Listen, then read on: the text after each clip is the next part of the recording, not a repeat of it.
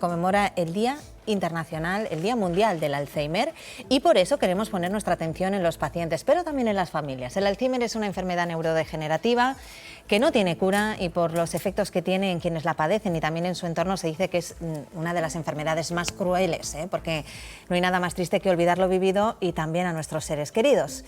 Vamos a saludar a nuestra invitada, es María Manga, es neuropsicóloga de la Asociación de Familiares de Personas Enfermas de Alzheimer y otras demencias de la Asociación AFA Aljarafe. Buenos días, María. ¿Qué tal? Buenos días.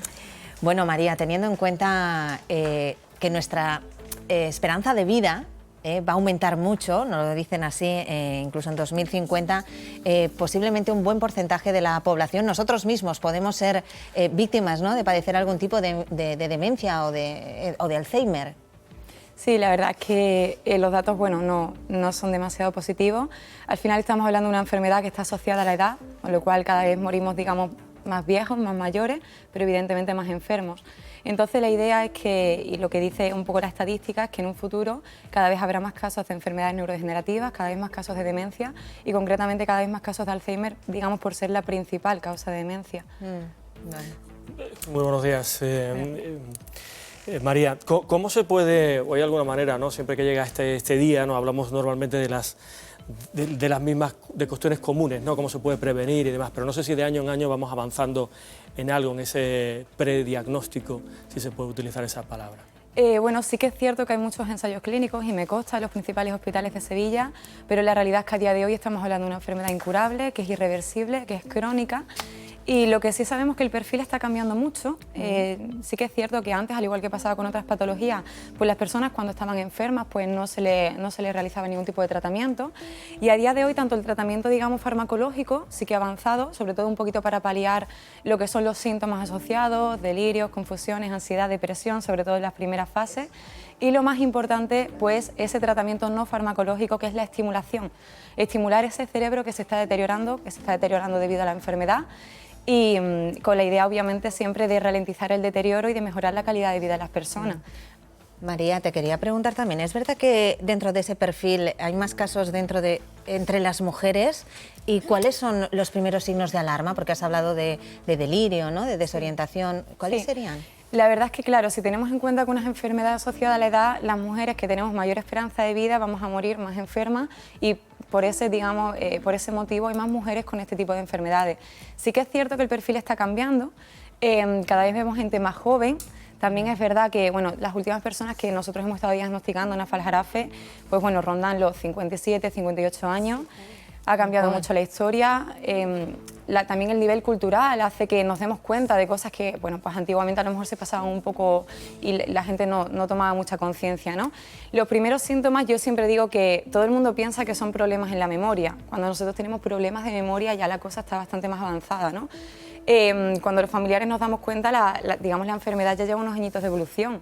Solo que no nos hemos dado cuenta, estaban en esas fases preclínicas. A lo mejor, ¿no? Claro, antes se solía decir mucho, bueno, es que está muy despistada, es que está muy estresada, pero bueno, yo sí que considero que hay veces que como familiares nos duele darnos cuenta, al final es un duelo. El duelo para la persona que lo está sufriendo, sobre todo en las primeras fases en las que tú te miras al espejo y dices, ¿qué está pasando? Porque ya no soy la persona que era antes. Y el duelo para los familiares, ¿no? Pero bueno, los síntomas también es verdad que están cambiando. Yo siempre hago un poquito más hincapié en la desorientación, que de repente vayas un día a un sitio que es familiar para ti y de repente pues te equivoques, te desorientes, no sepas dónde estás. Problemas en el lenguaje. Sí. Me dicen mucho, oye María, que es que me cuesta mucho seguir el hilo de la conversación. Claro, hay problemas de acceso a la palabra, hay problemas para memorizar algunas cosas y al final hay mucho problema en memoria inmediata. Si yo estoy teniendo una conversación a lo largo de 15, 20, 25 minutos, voy perdiendo el hilo porque no recuerdo lo que acabo de decir. Entonces... María, todos tenemos un caso cercano porque son muchísimos los casos, y no en la familia, en amigos y demás.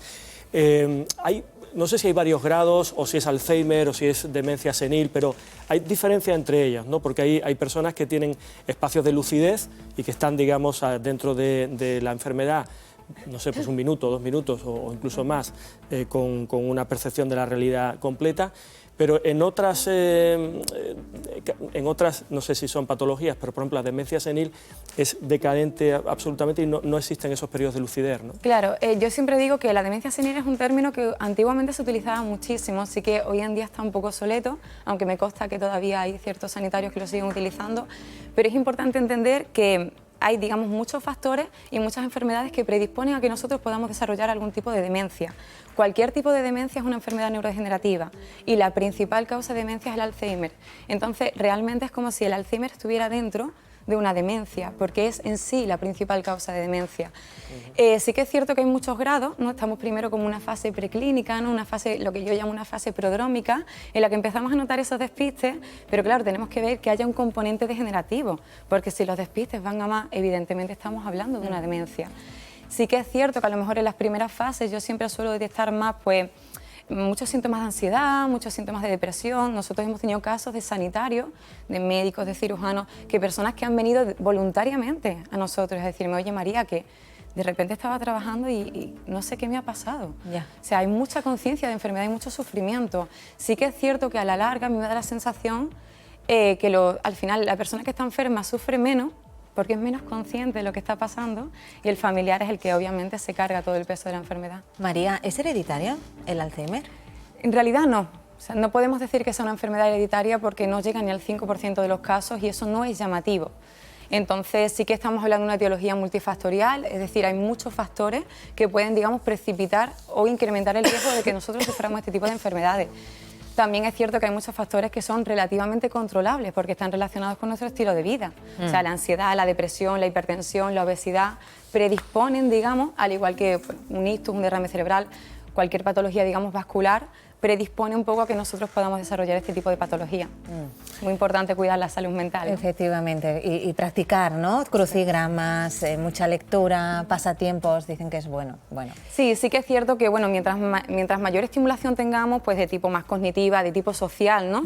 Ha pasado que este año con la pandemia el incremento de casos ha sido una bestialidad, ha sido muy, muy potente, pero claro, hemos estado confinados, hemos estado en casa. Has dicho algo antes que nos ha llamado a todos la atención, ¿verdad, Amalia? Nos hemos quedado diciendo cada vez... Lo que ha bajado el índice de hay edad, gente ¿verdad? muy joven que sufre Alzheimer. Bueno, vamos a conocer un caso concreto, porque ¿qué pasa también con los cuidadores? María José Martínez, nuestra compañera, está con una mujer, es cuidadora, se llama Eva. Hola María José, cuéntanos el caso de la cuidadora que te acompaña.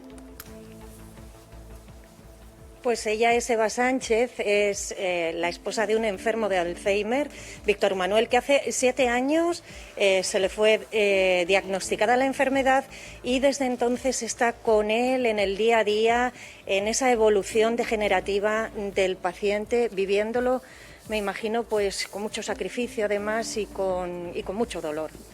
Sí, muchísimo sacrificio y pues sobre todo porque...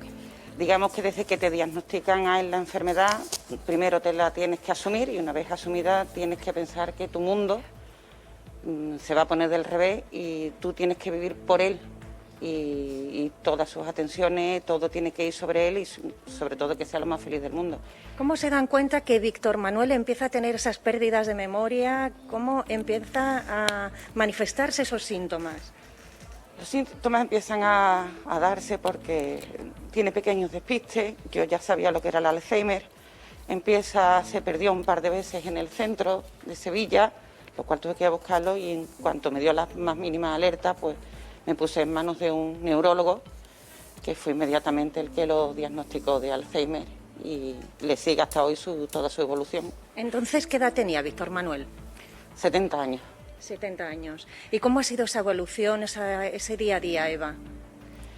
El día a día ha sido ayudarle en todo lo posible, porque la evolución del Alzheimer va primero, parece que muy despacio, pero va avanzando ligero, y el día es acompañarlo, llevarlo, ayudarlo, en sus pérdidas de memoria, no darle una importancia en el sentido de que hay que ver que se te olvidan las cosas, no, todo lo contrario, es ayudarle a superarlo, a seguir viviendo. Y además a seguir viviendo ya en su mundo, porque deja de ser ya el nuestro, sino que ya es su mundo y yo me tengo que adaptar a él, lo mismo que mis 2 hijos se tienen que adaptar a ese mundo para que sea feliz, porque su memoria empieza a perder lo de ayer, pero sigue manteniendo la de hace 30 o 40 años. ¿La conoce? ¿Conoce a sus hijos? Sí, ahora mismo sí, pero hay momentos del día en los que no me conoce a mí, no conoce a mis hijos, no conoce dónde vive, no conoce la situación en la que está o en la que vivimos. Tiene flashes en los que sí perfectamente me conoce, pero otros muchos que no.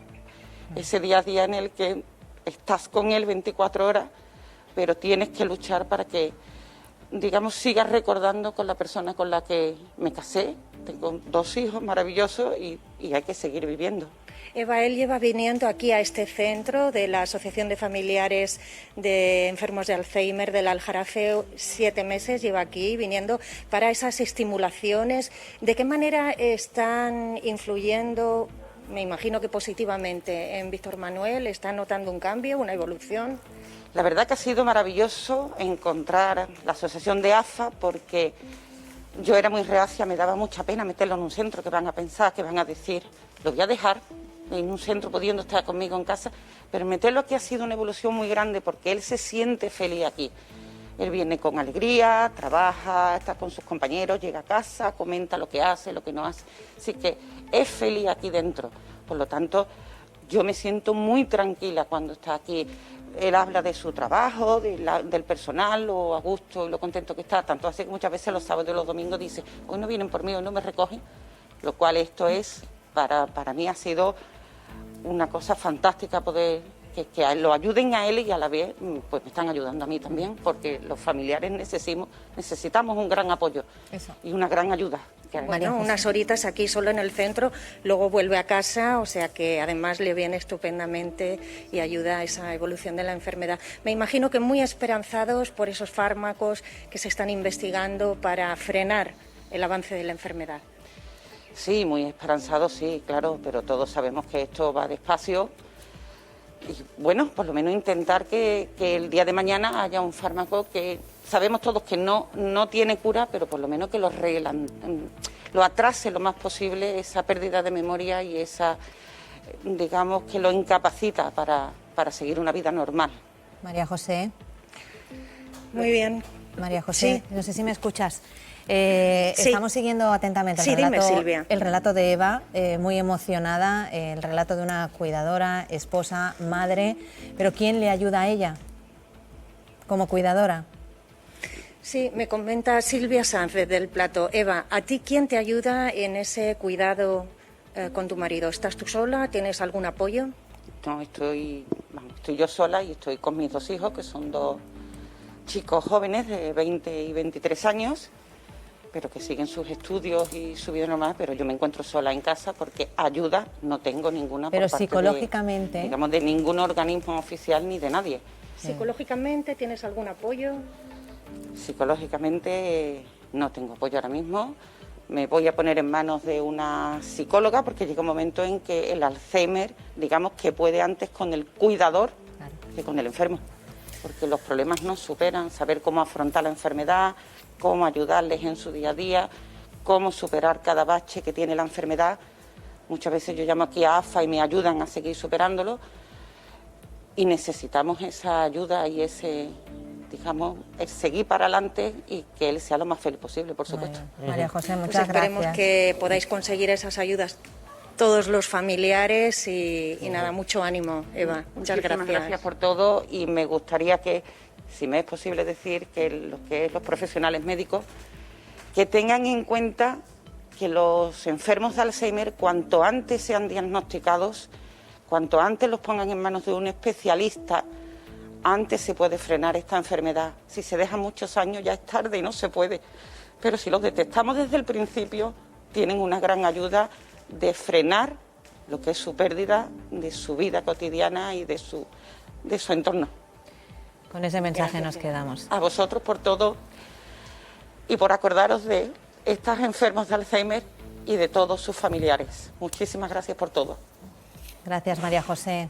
Dale un beso a Eva. Bueno, qué duro, ¿no? El relato también Gracias, de una compañeros. cuidadora. Por eso preguntaba yo, ¿no? El apoyo psicológico. ¿Quién cuida al cuidador? Que Efectivamente. que es muy Efectivamente. Hoy que nos importante. estamos permitiendo estos caprichitos personales, bueno, en un proceso de enfermedad personal que yo viví, una de las grandes ayudas y de las grandes impresiones que yo me llevé fue cuando yo, como acompañante y como cuidadora, recibí cuidados de un servicio especial que tenía el Hospital Universitario de Sevilla Virgen del Rocío, que desde aquí, vamos, nunca me cansaré de repetir de qué manera y qué atención le prestan a los cuidadores, que son en ese momento las personas muy vulnerables y sobre todo necesitadas también de atención psicológica que les permita desarrollar esa labor de cuidador. Eso me parece fundamental. Bueno, María, pues... un testimonio de una de las personas que cuidan que efectivamente el Alzheimer no solamente lo sufre el enfermo, sino el entorno, ¿no? Y mucha ayuda psicológica sobre todo, porque claro, es ver como una persona que conoces va muriendo poco a poco, ¿no? Es muy duro, pero yo siempre digo, y aunque pueda parecer un poco que al final un cuidador que no se cuida no puede ser nunca buen cuidador. Nosotros siempre transmitimos a las personas que tenemos al lado lo que llevamos por dentro. Y yo ya me he encontrado en muchas situaciones, ya llevo 7 años trabajando aquí, y muchos cuidadores que me decían, no, yo puedo con todo. Y yo siempre digo, ni puedes con todo, ni deberías ni siquiera ni intentarlo. Porque realmente cuando te das cuenta que no puedes es cuando has sobrepasado el límite y emocionalmente estás muy destruido.